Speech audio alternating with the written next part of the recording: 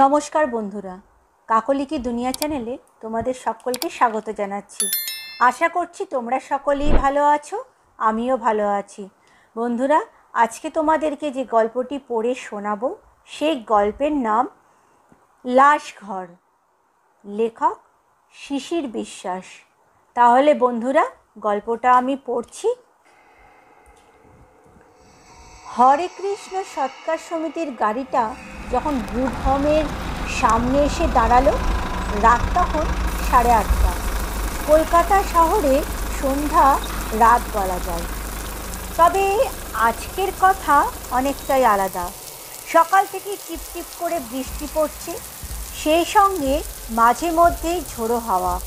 এক কথায় দুর্যোগ। দিনটা তবু ছিল কিন্তু ভালো। সন্ধে থেকেই বৃষ্টির তেজ আরও বেড়েছে।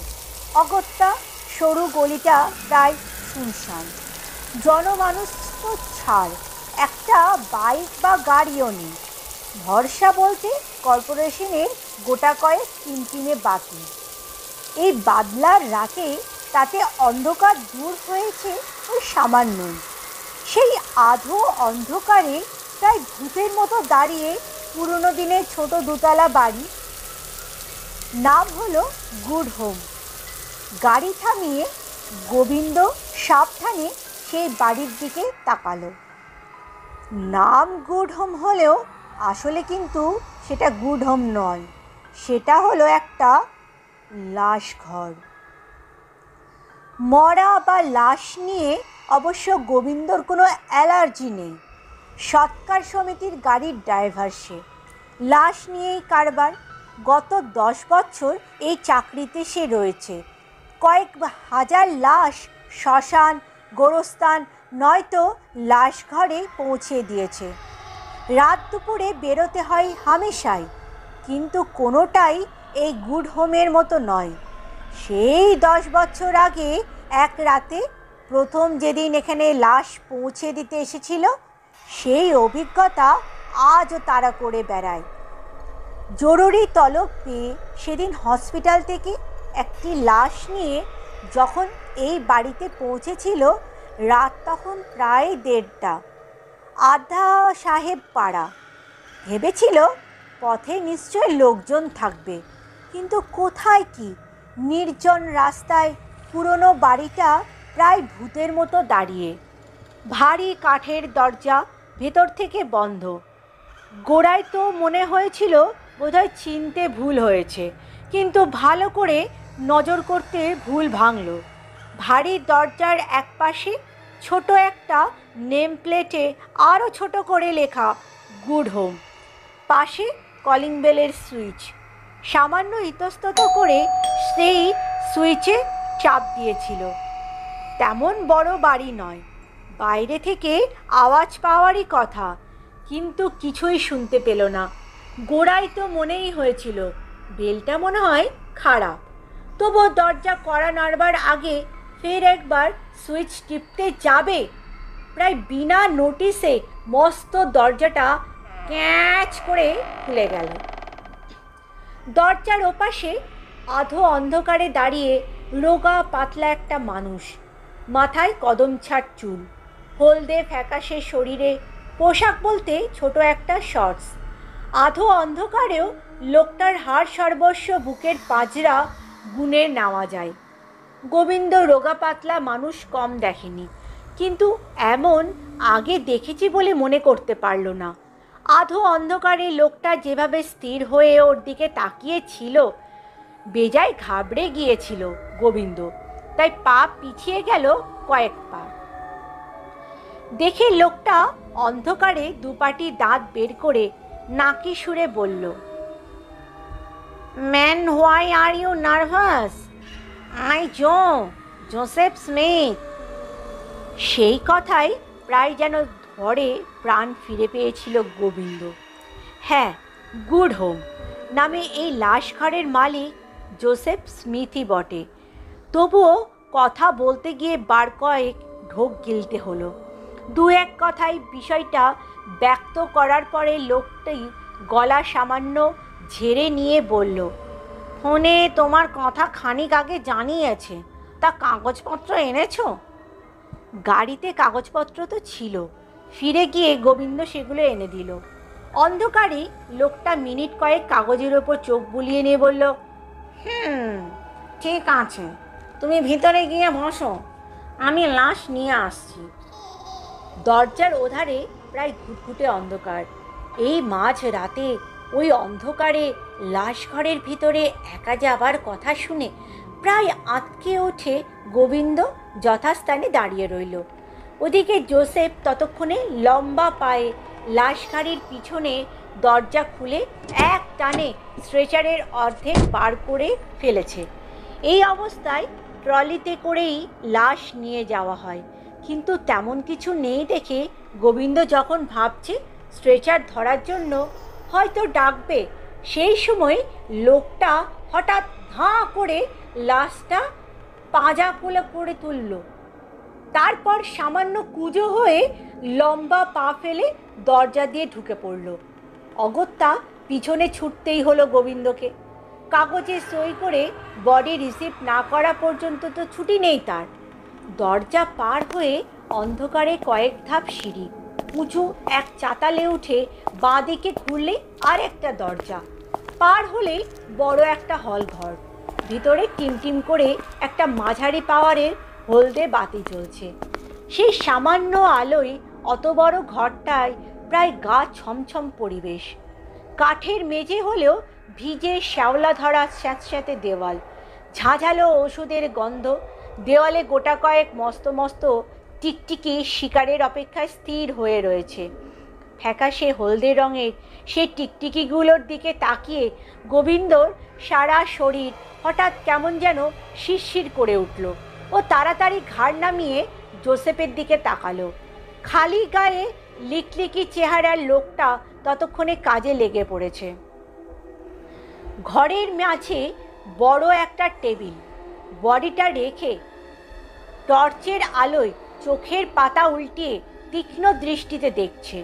এরপর অদ্ভুত কায়দায় মুখের ভিতর চ্যাপ্টা একটা চিমটি ঢুকিয়ে চোখ ঠোঁটটা উল্টিয়ে দিয়ে একগাল হেসে বলল, না, হাসপাতাল পার্টির কাছে যত্নেই ছিল দেখছি, দিন চারেক ভালোই থাকবে এখন। একটু বসো বাপু, ড্রয়ারে ঢুকিয়ে ছেড়ে দিচ্ছি তোমাকে। নতুন লাশের ব্যাপারে বুড়ো যে বেজায় খুঁতখুঁতে গোবিন্দ আগেই শুনেছিল, তাই কিছুটা হলেও হাঁপ ছেড়েছিল এবার। কিন্তু সেই একটু সময় যে কতক্ষণ, একেবারে আঁচ করতে পারেনি। হাড়ে হাড়ে মালুম পেল তারপর। ঘরের এক পাশের দেওয়াল জুড়ে প্রমাণ সাইজের সারি সারি ড্রয়ার, প্রতিটির সামনে একটা করে কার্ড ঝুলছে। সেই কার্ডের ভেতরে ঢোকানো লাশের বিবরণ। বুড়ো অবশ্য ইতিমধ্যে টেবিলের একধারে রাখা মোটা একটা বাঁধানো খাতা খুলে ফেলেছে। সেই খাতার কাজ শেষ হতে লাগলো প্রায় মিনিট 15। তারপর টেবিলের লাশ ফাঁকা একটা ড্রয়ারে ঢুকিয়ে সামনের লেবেল ঝুলিয়ে দিয়ে যখন কাগজে সই করে দিল, নয় নয় করেও 1.25 ঘন্টা সময় তো পার হয়ে গেছে। সারাটা সময় সে ভয়ানক ঘরের ভেতর প্রায় দম বন্ধ করে পড়ে থাকা ছাড়া উপায় ছিল না। সই করা কাগজ ফেরত পেতে তার এক মুহূর্ত দেরি করেনি। প্রথম দিনের সেই ভয়ানক অভিজ্ঞতা গোবিন্দ তারপর আর মন থেকে ঝেড়ে ফেলতে পারেনি। আজও তাড়া করে বেড়ায়। শুধুমাত্র এই কারণেই অনেকবার ভেবেছে ছেড়েই দেবে এই কাজটা, কিন্তু অনেক চেষ্টা করেও বিকল্প একটা ব্যবস্থা না হওয়ায় ছাড়া হয়নি। গুড হোম নামের এই লাশ ঘরে আগে বেশি কাজ পড়তো না অবশ্য, মাসে 1-8 বার। তবুও সে আশঙ্কায় সিটিয়ে থাকতো। দুর্ভাগ্যই বলতে হবে, ইদানিং প্রায় আসতে হচ্ছে। আসলে দিনকাল পাল্টে গেছে। দিনের মধ্যে সৎকার আজকাল অনেক ক্ষেত্রেই হয় না। ছেলেমেয়েরা বাইরে থাকে, বিদেশ হলে তো কথাই নেই, আসতে 3-4 দিন তো লেগে যায়। অগত্যা গুড হোমের মতো লাশ ঘাড়ি ভরসা।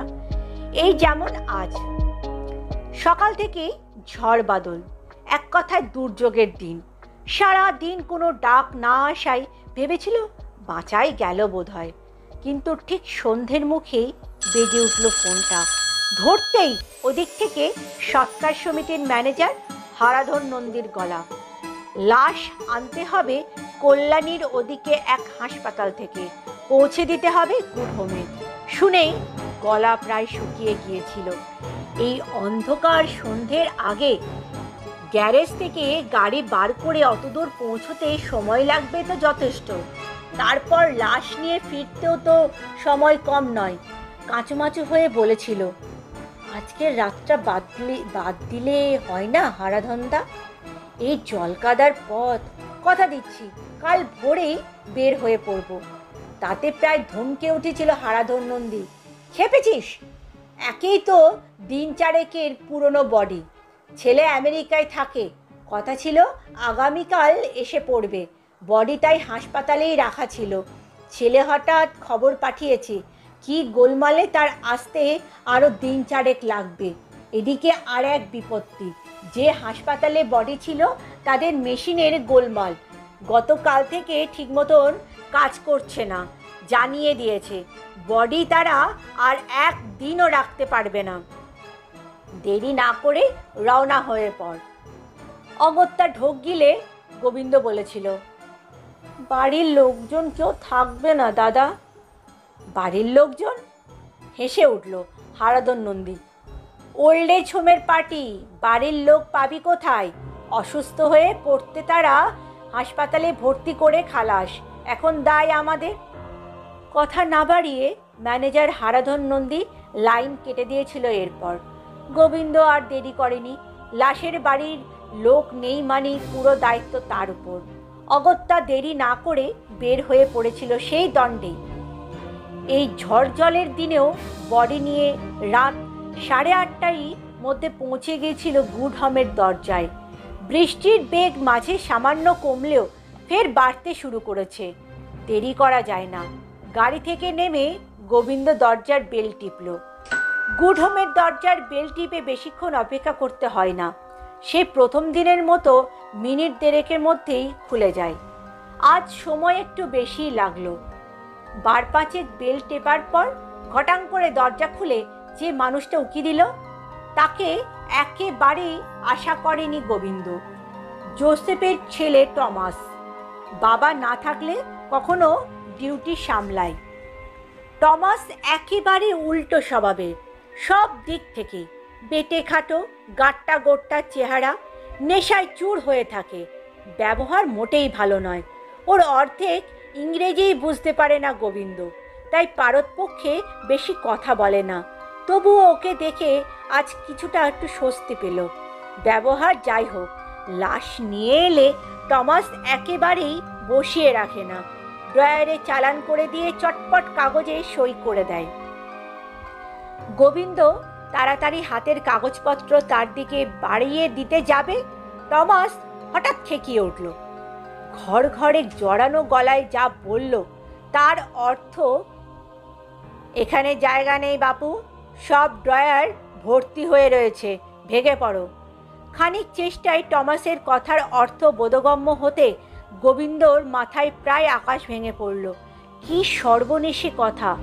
ঢোক গিলে কোনো মতে বলল, তবে যে ম্যানেজার বাবু এখানে লাশ পৌঁছে দিতে বললেন, নিশ্চয়ই কথা বলে নিয়েছেন।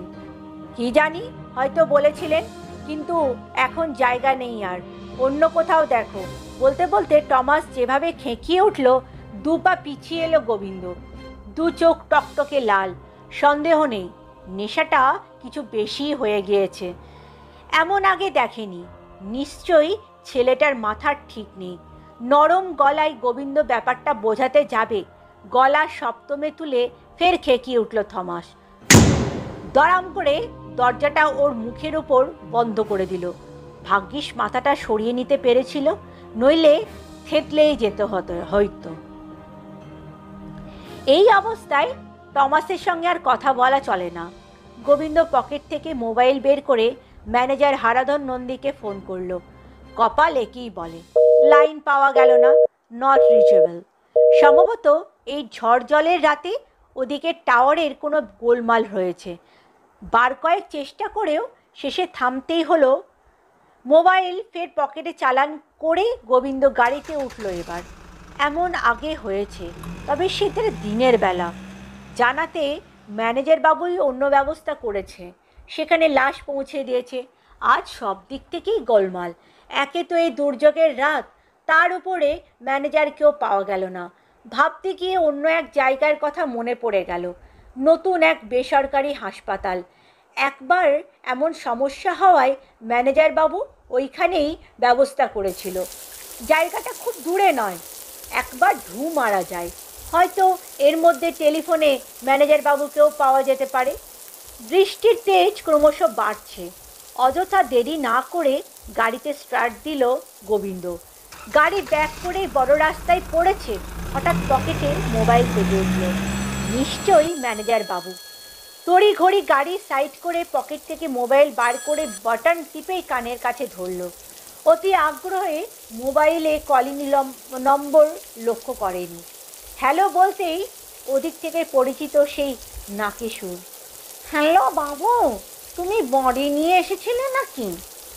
টেলিফোনের ওদিকে আর কেউ নয়, খোদ গুড হোমের মালিক জোসেফ। হ্যাঁ গিয়েছিলাম তো, হতাশ গলায় গোবিন্দ বলল।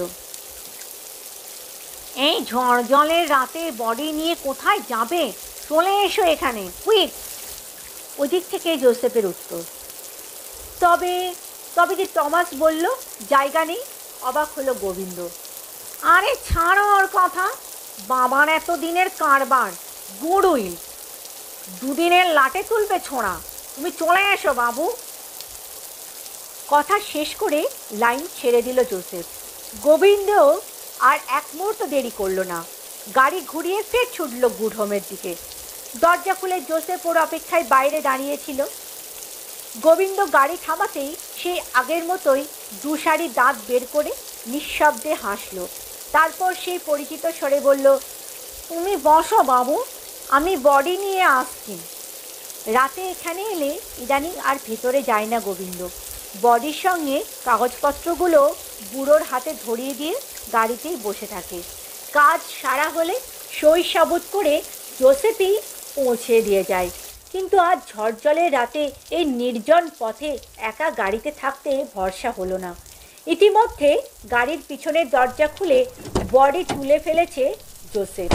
ও কাগজপত্র হাতে তার পিছনের পায়ে পায়ে ঢুকে পড়ল ভেতরে।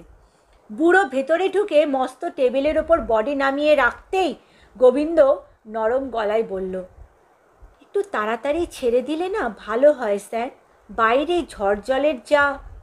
কিন্তু ওর কথা শেষ হবার আগেই বুড়ো প্রায় আঁতকে উঠল। এ যে প্রায় রটন বডি নিয়ে এসেছো বাবু। কড়া ওষুধ দেওয়া বডির অবস্থা যে ভালো নয় জানাই ছিল। গোবিন্দ কথা না বলে হাতের কাগজগুলো এগিয়ে দিল। সামান্য উল্টিয়ে দেখে জোসেফ হতাশ গলায় বলল, 4 দিন আগের বডি, রাখতে হবে আরও 7 দিন। এখনই ব্যবস্থা না নিলে 7 দিন পরে লাশ নয় বাবু, পাওয়া যাবে স্কেলিটনটা। গুড হোমের বদনাম হয়ে যাবে। বুড়ো ফের কি বলে ওঠে। গোবিন্দ তাড়াতাড়ি বলল, এই ব্যাপারে গুড হোমের সুনাম রয়েছে বলেই তো ছুটে আসি স্যার, যা করতে হয় করুন। জোসেফ অবশ্য গোবিন্দর উত্তরের জন্য অপেক্ষা করেনি। ততক্ষণে ওষুধপত্রের ঢাউস একটা বাক্স টেবিলে নামিয়ে খুলে ফেলেছে। বড় একটা সিরিঞ্জ রেডি করে বোতল থেকে অনেকটা ফরমালিন নিয়ে একটু পরেই জোসেফ বডির বিভিন্ন স্থানে পুশ করতে শুরু করলো। খালি করে ফেললো পুরো বোতলটাই। তারপর কি একটা ওষুধ বডির ওপর স্প্রে করে শুরু করে দিল ম্যাসেজ। ওষুধের গন্ধ তো ছিলই। এবার লাশের উপর জোসেফের সরু হাত দুটো দ্রুত চলতে শুরু করতেই গা গুলিয়ে উঠল গোবিন্দর। বেশ বুঝতে পারছিল বুড়ো যা খুঁতখুঁতে মানুষ, লাশের ব্যবস্থা না করে আর কাগজপত্র হাতে দেবে না। বুড়োর কাজ শেষ হতে কতক্ষণ লাগবে জানা নেই। ও কি করবে ভাবছে। মুশকিল আসান করে দিল জোসেফ নিজেই। টেবিলের লাশের উপর হাত চালাতে চালাতেই বলল, বাবু, এবার কিছু সিক্রেট কাজ আছে, তুমি বরং বাইরে গাড়িতে গিয়ে বসো। আধ ঘন্টা মতো লাগবে, কাজটা হয়ে গেলেই পেপার সই করে দিচ্ছি। মরা লাশ সংরক্ষণের ব্যাপারে গুড হোমে জোসেফের যে কিছু একান্ত গোপনীয় ক্রিয়াকর্ম রয়েছে জানা ছিল গোবিন্দর। সেই দৌলতে আধ পচা লাশ 1 মাস পরেও মনে হবে একদিন আগের। বলা যায় বুড়োর এই হাতের কাজের কারণেই গুড হোমের নাম ডাক। সবাই ছুটে আসে। বলা বাহুল্য সেসব একেবারে গোপনীয় ব্যাপার। গোবিন্দ বলল, তাহলে বাইরে গাড়িতে গিয়ে বসছি আমি। মুহূর্তে উঠে দাঁড়িয়ে গোবিন্দ বের হয়ে পড়ল ঘর থেকে। বলা যায় হাঁপ ছেড়ে বাঁচল। বুড়ো আধ ঘন্টার মতো লাগবে বলেছিল, কিন্তু একটু একটু করে প্রায় ঘন্টা দেড়েক পার হয়ে গেল। তখনও ওদিক থেকে কোনো সাড়া শব্দ নেই। আরও কিছুক্ষণ অপেক্ষার পরে গোবিন্দ গাড়ি থেকে নেমে দরজার সামনে এসে দাঁড়ালো। বেরোবার সময় দরজাটা সামান্য টেনে দিয়েছিল, সেইভাবেই রয়েছে। ঠেলে সরিয়ে ও ভেতরে দরজার সামনে এসে দাঁড়ালো। এই দরজাটাও ও হালকাভাবেই টেনে দিয়েছিল, এখন ভেতর থেকে বন্ধ। ও বেল টিপবে কিনা ভাবছে, ভেতরে মানুষের আওয়াজ শুনতে পেল। কেউ উত্তেজিত গলায় কথা বলছে, কিন্তু ভারী দরজার কারণে বুঝতে পারল না। বুড়োর কাজ এখনো শেষ হয়নি ভেবে ও ফের গাড়িতে এসে বসলো। ঘড়ির দিকে তাকিয়ে দেখলো রাত 10:30। আর কতক্ষণ এভাবে থাকতে হবে ভেবে না পেয়ে ম্যানেজার হারাধন নন্দীকে ফের ফোন করবে কিনা ভাবছে। ওই সময় মোবাইলটা বেজে উঠল। বের করেই দেখে খোদ ম্যানেজার হারাধন নন্দীরই ফোন। রিসিভ করতেই ওদিক থেকে হারাধন নন্দীর উত্তেজিত গলা, কি সর্বনেশে কাজ করেছো গোবিন্দ, তোমার চাকরি তো গেছেই, টানাটানি পড়বে আমার চাকরি নিয়েও।